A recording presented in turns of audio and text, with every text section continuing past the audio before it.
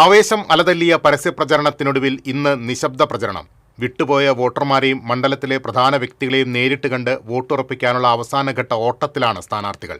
ജില്ലയിൽ വോട്ടെടുപ്പിനുള്ള എല്ലാ ഒരുക്കങ്ങളും പൂർത്തിയായി.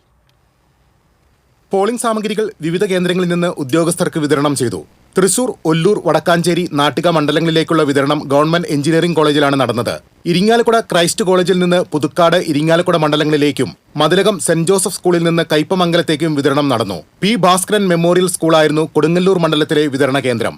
Chalakudy Carmel college, Manalur Guruvayur Sreekrishna school, Guruvayur MRRM school Chavakkad, Kunnamkulam Guruvayur Sreekrishna college, Chelakkara Cheruthuruthy government school എന്നിവയായിരുന്നു മറ്റ് വിതരണ കേന്ദ്രങ്ങൾ. നാളെ രാവിലെ 7 മണി മുതൽ വൈകിട്ട് 6 വരെയാണ് പോളിംഗ്. ജില്ലയിൽ 25,32,715 വോട്ടർമാരാണ് ആകെയുള്ളത്. 12,28,118 പേർ പുരുഷന്മാരാണ്. 13,04,580 സ്ത്രീ വോട്ടർമാരും പട്ടികയിലുണ്ട്. 17 പേർ ട്രാൻസ്ജെൻഡർ വിഭാഗത്തിൽപ്പെടുന്നു. 10 പേർ മത്സരിക്കുന്ന മണലൂർ മണ്ഡലത്തിലാണ് ഏറ്റവും കൂടുതൽ സ്ഥാനാർത്ഥികളുള്ളത്. ഏറ്റവും കുറവ് നാട്ടികയിലാണ്. 3 പേരാണ് ഇവിടെ ജനവിധി തേടുന്നത്. മൊത്തം 13 മണ്ഡലങ്ങളിലായി 77 സ്ഥാനാർത്ഥികൾ മത്സരരംഗത്തുണ്ട്.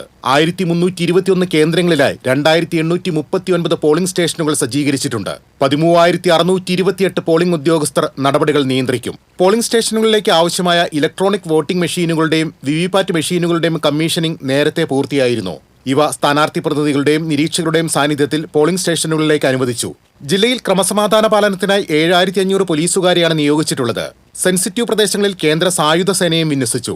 81 ക്രിട്ടിക്കൽ പോളിംഗ് സ്റ്റേഷനുകളിൽ പൊതുനിരീക്ഷകന്റെ നേരിട്ടുള്ള നിയന്ത്രണത്തിൽ 61 മൈക്രോ ഒബ്സർവർമാരെയും നിയമിച്ചിട്ടുണ്ട്. എല്ലാ പോളിംഗ് നടപടികളും വെബ്കാസ്റ്റിംഗ് മുഖേന തത്സമയം നിരീക്ഷിക്കും. News desk TCV.